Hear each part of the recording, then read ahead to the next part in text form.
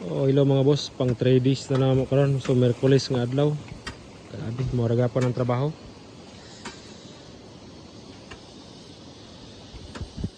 Ay, may naman ito yung mga viewers nga Tagalog. So Tagalogo na to. So pang 3 days na ni siya. So sugod mig Monday. So gahi kaya pa ng trabaho. So tulo lang may kombate.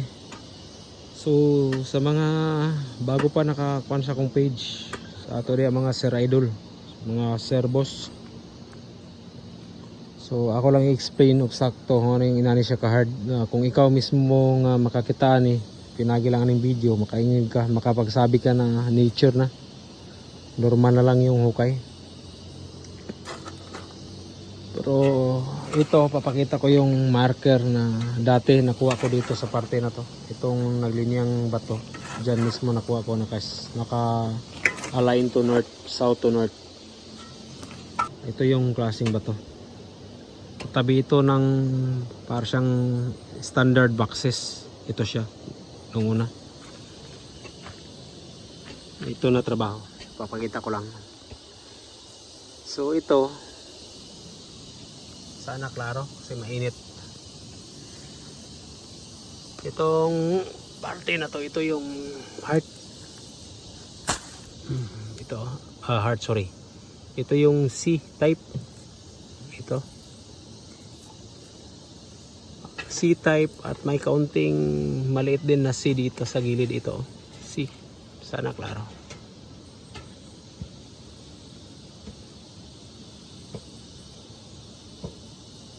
C dito maliit at ito malaking C, na kung i-measure to,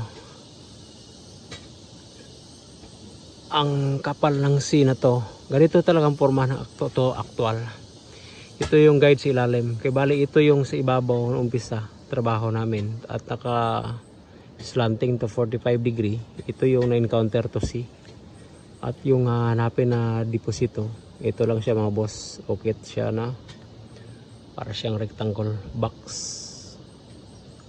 Kung sa marker nakita namin dito yung replica na kan is panchon. Ito siya. Then ito pa yung isang guide dito sa ibabaw na digging to 45 degree na align din to north. Ito yung ibaling matandang puno na naka 45 degree align, at ito yung prospect ratio rito na hanapin, na kung gamitan to inches ay 6 na pulgada o 6 inches ang kaniyang taas. Katumba siya ng isang measure ng kumpas sa gilid.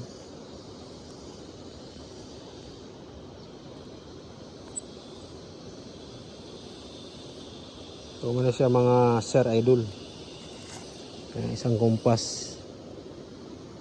Ayan o. Isang kumpas.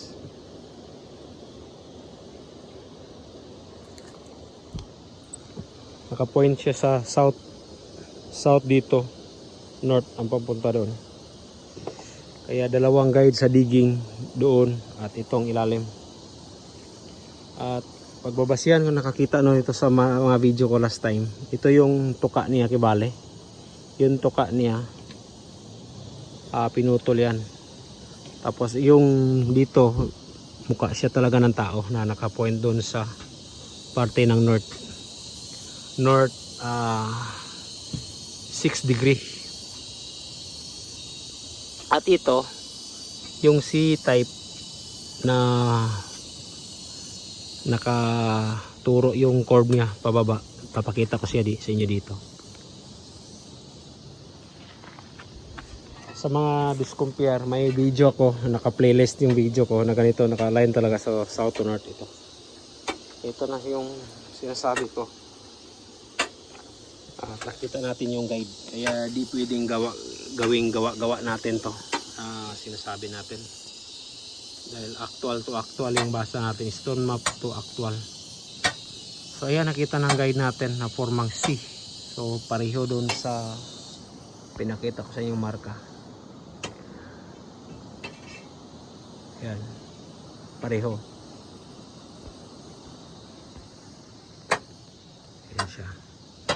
So ayan yung guide na literang C.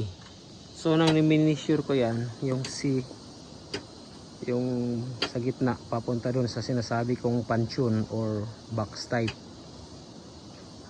3 inches ya. So kung ibase ko, pinasukat ko sa kasama ko, galing sa ilalim ng C na yan, galing sa ilalim papunta dyan, 1.5 metro pa. Kaya kulang pa kami ng 1.5 metro. So sa 1.5 metro, so katumbas yan ng 4 na feet, 4 feet to 5 feet ang lalim pag kulang. So ngayon kung makikita nyo, mapapansin niyo yung sistema ng trabaho. Tignan nyo, matigas. Ayan. Kaya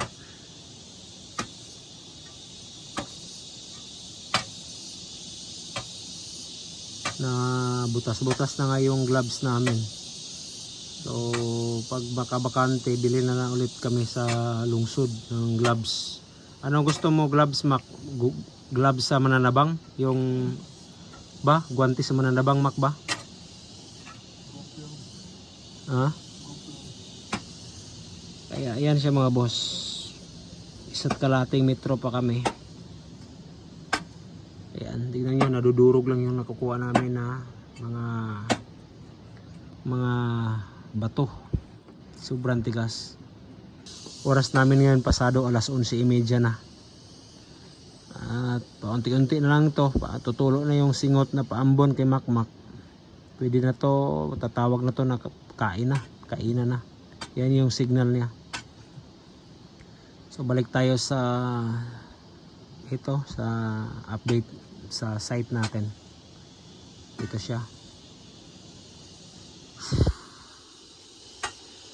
Tapos yan, 1.5 metro ang lalim na.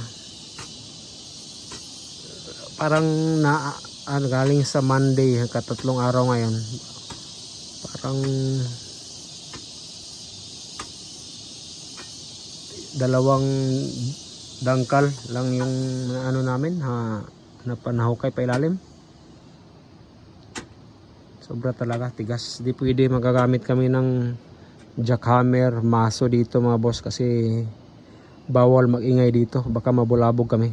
Importante dandahan lang na maano namin yung trabaho. May medyo naman siya maano yung bato at lupa nakahalo.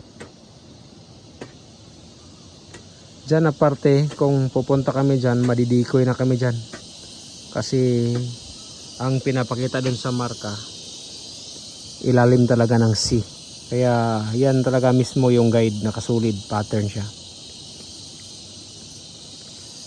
May dagdag pa akong ipapakita maliban sa 3 inches na papakita ko doon. 3 metro sa 3 inches. Yung C niya pakurba dito, pinutol. Ipakita ko siya yung mga boss na. Tsaka ko ipamisyo sa kanila ulit. Ayan o. Ito yung pansyon o box type. Ito yung C. Kita niyo yung pinutol ito. Kita niyo yung pinutol. Ganun lang din ang kinopya sa trabaho. Ayan. So galing dyan sa 3 inches. Ayan o. So 3 inches siya. Tapos papakita ko sa inyo yung kinurba.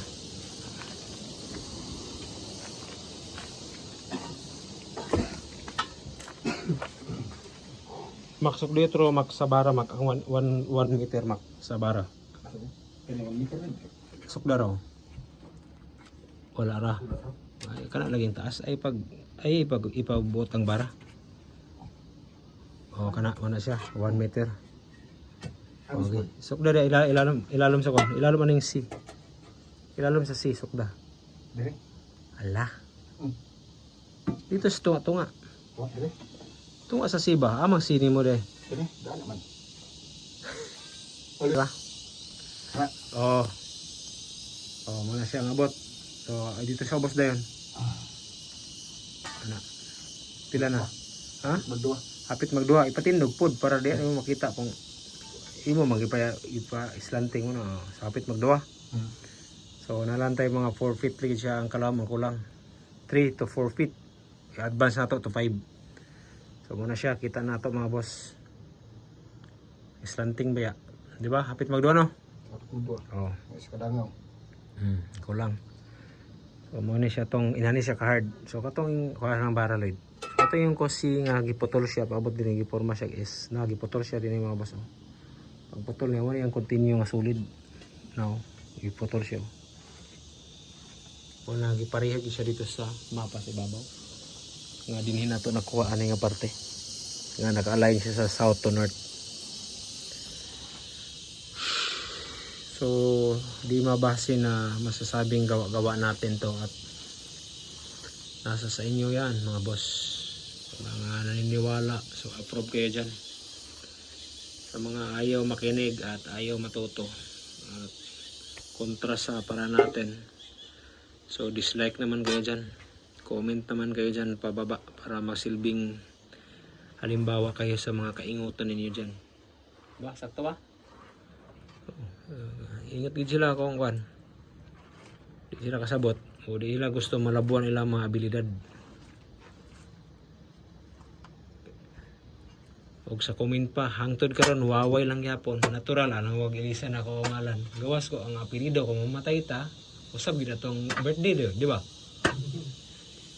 Muna ang comment ana murag dili way kamatayon ug walay mga kwan ba way mga hanaw pero normal na ato na siya mga jackapan ng mga gabas para mahatag po sila og ihimplo sa atong kwan ba ha? Unsa man grabe ka?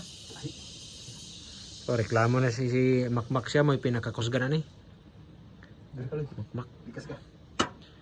Wala kunoy walang matigas na harina kung kamay na niya daw ang magmasa. Oh, ingon niya. Walang matigas na harina kung kamay ko na ang magmasa.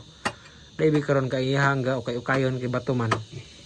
Di man daw harina so gahi daw gano. Ba. Ito ba? So, di na tayo magpatapos atong first update sa bago natong balik sa trabaho mga boss. Ani nga bulan na, tuiga. 2024, March, April na tawa, di balik no? So, April.